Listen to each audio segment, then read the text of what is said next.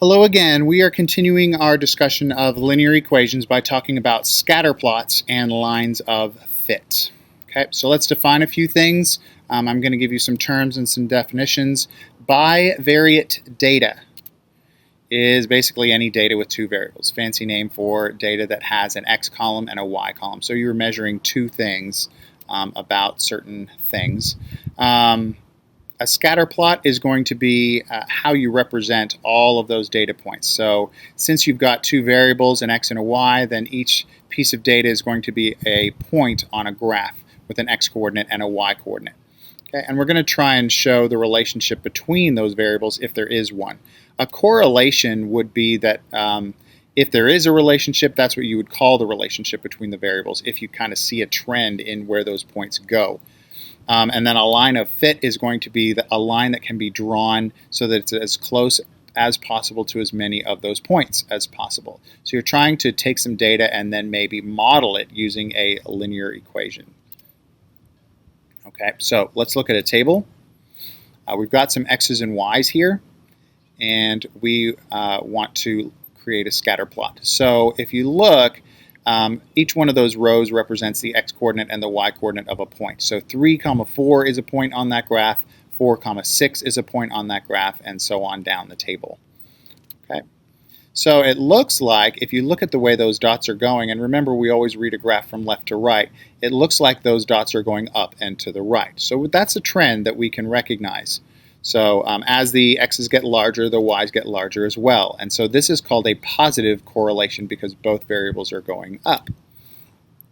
Okay, so there's three different types of correlation. And here's what they all look like. A positive correlation means that the dots tend to go up and to the right. A negative correlation means that the dots tend to go down and to the right. And then there may be no correlation at all, and that means that the dots are kind of just scattered and they don't really have a trend to them at all. Okay, so here's what a line of fit is. You're going to look at, let's look at the example that we just created with the table and those blue dots. And so we're going to try and draw a line of fit, and we're just trying to draw a line that's as close to as many points as possible. So there's many acceptable answers for this, but they're all within a certain range. So grading this for me would be a little bit of a challenge. But you know, I just keep my answers within reason. So the line that I need has been drawn, and it looks like it passes through the points 5, 7, and 7, 10. So if I wanted an equation for that line, I kind of know how to do that. I've done it before.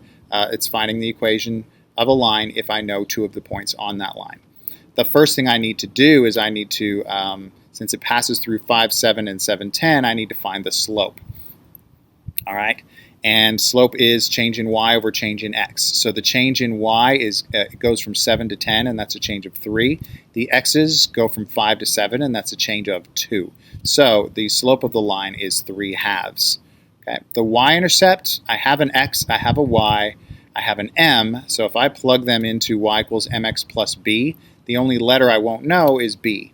So it's going to be 7, which is my y, equals 3 halves, which is my m, times 5, which is my x, plus b, which I'm trying to figure out. So to simplify this a little bit, the 3 halves times 5 is 15 halves. So I have 7 equals 15 halves plus b, and if I add negative 15 halves to both sides, just so that I can solve for b, I'm going to have negative 15 halves plus 7, and I've changed the 7 to 14 halves, equals negative 15 halves plus 15 halves plus b. Those numbers on the right are going to cancel out. So b is going to equal whatever negative 15 halves plus 14 halves is, and that is negative a half. Okay, so my equation is y equals 3 halves, which is my slope, x minus a half, which is my b. So that's the equation of that line that I've drawn. Okay, so let's talk about interpolation and extrapolation, two things that you can do once you have a line in place that closely fits the data that you've drawn with those blue points. Interpolation is just trying to find the coordinates of a point that is between the given point. So it's not already a point that you've graphed. It's some other point, but it's in the middle of the points that you've already graphed. So as an example, what would be the y value of a point if the x value is 3.5? Well, I have my equation, y equals 3 halves x minus a half, and I've been given an x. It's 3.5. So instead of y equals 3 halves x minus a half, I do y equals 3 halves times 3.5 minus a half, and multiplying that out and subtracting gives me 4.75. So when x is 3.5, y is about 4.75. It's not exact, it's fitting the line more than it's fitting the actual data, but all you want to do is kind of estimate when you're doing interpolation. Okay, so there's the point on the line, and it does tend to fit the data that's already there, but I don't know for sure that that's actually a data point.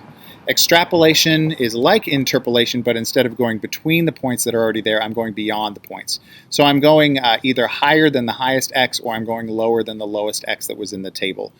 Okay, so for example, what would be the y value of a point if the x value is 2? So 2 goes below my lowest x value of 3. So this is actually extrapolation. I go through the same process. I plug in 2 for x and I figure out the y. So instead of y equals 3 halves x minus a half, I get y equals 3 halves times 2 minus a half, or y equals 6 halves minus a half, or y equals 5 halves, or 2.5. And if I draw that point on the line, then there it is right there. It fits the line. I don't know if it fits the data. So extrapolation is a little less reliable than interpolation, but the process is the same. So that is scatter plots and lines of fit. If you have any questions, please let me know, and I will see you tomorrow.